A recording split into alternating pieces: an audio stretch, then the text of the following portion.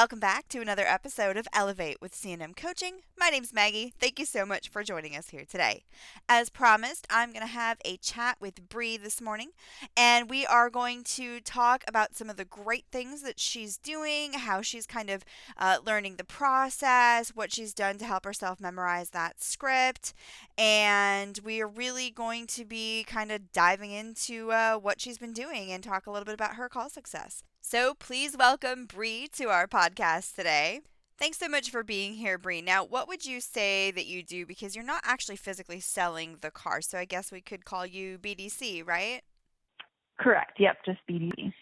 So since Bree works in the BDC, this is going to be really helpful for those of you who are also doing that. I want to point out that Bree is one of the very last people that I personally trained in before I had my wonderful team take over that aspect of things, where I just wasn't able to keep up with the trainings because I'm running a business and I'm speaking and I'm traveling and I'm training and I'm recording a podcast for you wonderful people. So my team took over all the onboarding training, which I used to do personally, but Bree was one of the last few people that I trained in, and immediately after she finished her third training session, we always do 3 one-on-ones with everybody.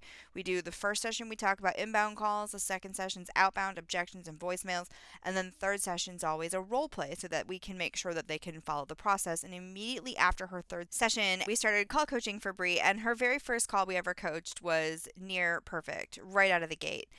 And in the 12 years I've been doing this, I've only seen that actually a handful of times. So, Bree, what was it for you that really made you feel like this kind of clicked and you just sort of got it?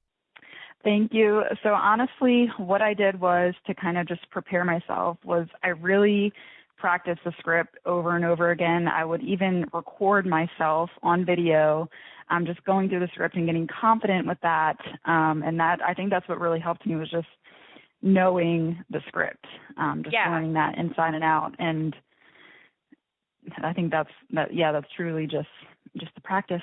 That's a you got to great practice idea. before you go get on the phone. Because when Chris threw me into this position, I was like, I don't know what I'm doing, and but I was excited to do it. And when I didn't really have the script down, I just felt like that's why I struggled so much because I just didn't know what I was saying, and I just would get off track.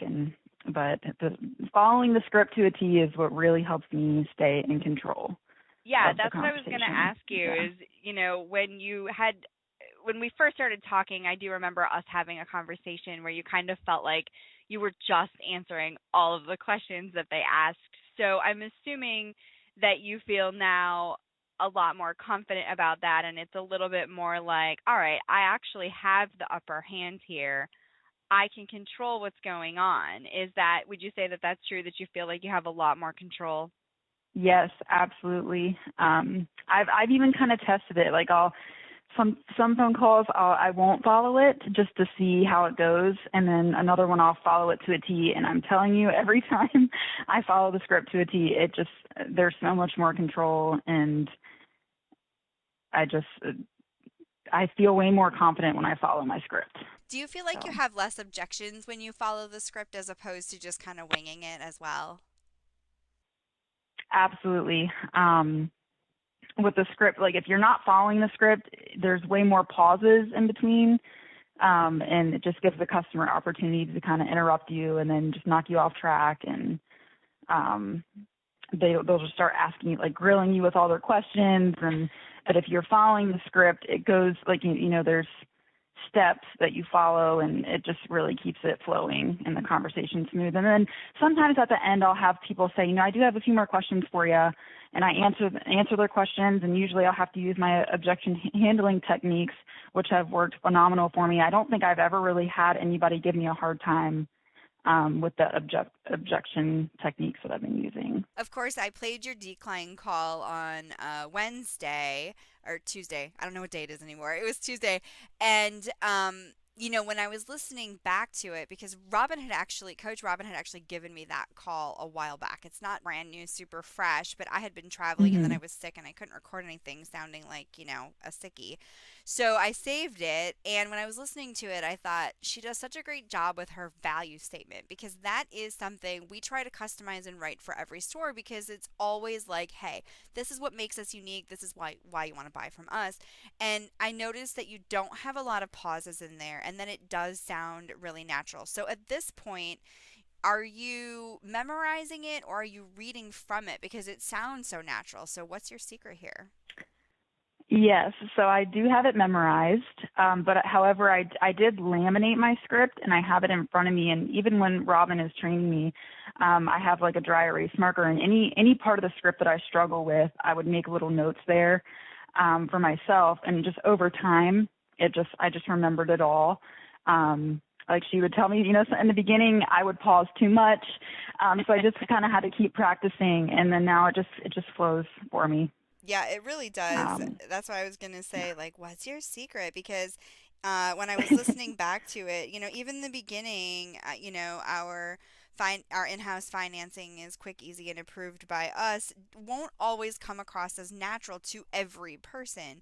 And so I feel like yeah. it does take a little bit of practice to kind of get used to that. So what happened with that decline customer? Did you ever hear back from her, or did she fall off the face of the earth? So I follow up with people. I blow people up until they either one tell me they don't have what they need or what we need, or if they just don't need a vehicle. So I think I've kept in contact with her. She wasn't able to get me what I needed, but she's still working on it. So I just stay on them till I get it, Yeah, I was going to or till say, they just don't answer me anymore. I was going to say you could hear, and I'm sure that you picked up on this now because you've got lots of experience on the phone, but you could hear when you asked that question that she was very hesitant about how she was going to answer it. And I felt like, uh-oh, maybe she's not necessarily telling the truth here. And then she Yeah, kind of answered your question, and you were like, the best part about that was how you handled it, because you weren't like, well, can't help you. Have a nice day. Which, as yeah. I said in the podcast, we hear all the time. I have phone calls like that Hmm. that I've coached and that I've played at different conferences. Even if there's a vehicle you're interested in, no, we don't have any of those. Like it's the only Toyota Corolla available on the lot that day. Like there's not 30 other cars sitting out there someone could buy. Yeah. Same kind of concept here. Instead of you telling her, look, I can't help you. Have a nice day. You were like, okay, well, do you have a letter from your employer? And I felt like this was such a great way to demonstrate to the listeners and to the people who are also, BDC reps and salespeople that are struggling with this, that you can still have a good phone call. Even if the outcome isn't perfect, you can still have a call that results in good customer service and leaves the customer feeling Hmm. slightly positive about their situation. So, how often does this happen? And do you typically try to handle the calls exactly like that one when it does come up? Yes, so it does happen quite a bit. And my thing is, I'm very big on this. Even if I know I can't help that customer in that very moment, Mm-hmm. I'm going to do everything I can for them to feel like I've exhausted all of my options, so that they feel like they're cared about and like I did everything I could, yeah. so that when they are ready and when they do have what I need, that they'll remember that. They'll remember Bree was, she really cared. She really wanted to help. She did everything she could. And then they'll come back when they are ready. Even Right. my mindset is that person may not be buying today. And I don't care if they're not buying today, but they may come back. So we need to treat them, with the best care as possible so that they remember that and they will come back to us when they are Mm-hmm. ready. Yeah, and I'm guessing that you probably have a pretty good success rate when the time is right at actually getting customers to either pick up the phone when you call or actually call you back to schedule. Because I did notice one of the things that I felt like it was really obvious when listening to your phone calls was your voice inflection was really on point. And just using that vocal tone just a little bit makes such a big difference in how your customer feels. So, how is like your success rate with getting those, let's call them outbound unsold follow-up calls in the door when the time is right, not like a flat out decline that we can't help? Yeah, I mean, I think it's pretty high. I have customers, Maggie, that I probably started talking to when I first started BDC a year ago that just Mhm. came in last month to purchase. Like I have literally have customers that talk to me for a whole year, and they might even go silent for a little while, and then they'll, submit another lead online, and then I'll reach them again, and they remember who I am. And so, yeah, Yeah. it's quite often where I have those, which just shows why follow-ups are so important, to just Yeah. stay in contact I was with the going to say customer. your message is Yeah. follow up. Yes, yes. Follow up is so important. I think a lot of customers really appreciate it too. There are a few that are like, stop blowing me up. Like, I'm tired of you calling and texting me. But most of them, I actually had a customer the other day that thanked me. He was like, I really appreciate you, being consistent and following up with me and staying on top of me. That's great. Yeah. So follow up is definitely very important, and I'm very consistent with that. I don't know if you know this or not, but your quarterly performance report in our dashboard shows that you have a 100% appointment set ratio for your inbound and your outbound calls. And because we just started December and I can't really count this month, I actually went back to August and it didn't change. So you have a 100% Wow. appointment set ratio for your inbound calls and your outbound calls, which is something, again, I have only seen a handful of times, specifically just coming from one store. So, you're definitely driving a lot of traffic into the store. We do have quite a few people, though, that I can't really get the appointment set when I'm on the phone with them, and then they'll just randomly walk in like a week later. So it's like the appointment wasn't set, but they just come in, and I get so frustrated when that happens. And that's a great point to make, though. Like, you can have a 100% appointment set ratio and still struggle to get people in the door. Some of the tips that Yeah. I usually give are obviously appointment reminders. Those are going to be really important. The Mhm. other thing is the sooner the better. The same day appointments are going to be way more likely to show than somebody that you're scheduling for a Saturday when you're talking to them on a Monday. Yeah. And then also to, trying to get text out to the customer, emails out to the customer just to remind them of their appointment. Those are things that everyone can do to try to help get customers to show up, because that is also very tricky. When you get the appointment and they seem like a really good fit and you have a really good average, I mean, you're killing it. You have a quarterly average of a 90 for your inbound calls, and it's probably higher for your outbound calls, which means you're doing everything right. So, I would say that probably one of the biggest things when it comes to this is definitely trying to go for those same day appointments, especially if you have somebody that's Yeah. really excited about a particular car. Sometimes you can play into that a little bit. I don't like to focus on specific vehicles too much, but that does tend to be one of the areas where it's like, if they're really into it and they know other people are looking at it, you can usually get them in sooner rather than later. Mhm. Yep, for sure. And our cars do sell very quickly. We have a lot of people that get upset. They'll see it on the website and then it's gone the next day. I'm like, well, that's why you got to get in here. You got to if you see something, you got to come in immediately. I'm telling you, because Yeah, they go fast. and especially with the outbound phone calls when you call them back and they're like, "Yeah, do you still have that, Honda Accord?" And it's like, "Oh man, buddy, that's been gone for 2 weeks." Yep. So that's great. So in your department, you're handling the inbound calls and the outbound internet leads, right? Correct. Yep. So what would you say as far as like your outbound phone calls, in addition to, of course, following your script, is one of the most important things to you about that internet lead? Is it like looking over the lead before you call, or calling quickly, or what's kind of your process for those? I would say calling quickly. I've noticed that if I call, and sometimes I feel like I'm too fast. Like I feel like people just submit it and they're like still in the middle of looking at our website on their phone, which usually they'll call me back in a few minutes if they don't answer. But definitely calling quickly, because I've noticed if I wait too long, I can't reach those people. And then even with my follow-ups, they're still not answering. So I definitely think you got to be quick, because Chris always says, if they submitted a lead to us, they probably submitted a lead to 5 other dealerships. So you want to make sure you're quick and you get them on the phone and you convince them that, we're who they should come to.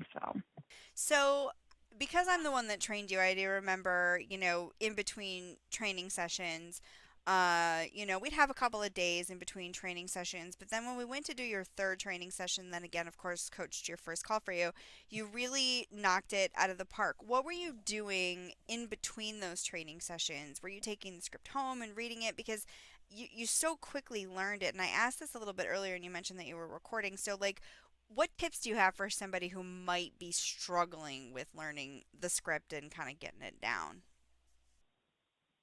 So role playing, I know everybody hates it, but role playing is really, really good. It gets you comfortable. Chris and I did some role playing, and then, like I said, I did take it home. I did read it like all day. Just so everyone knows, Chris is the owner and the manager at the store, so that's who we're talking about here.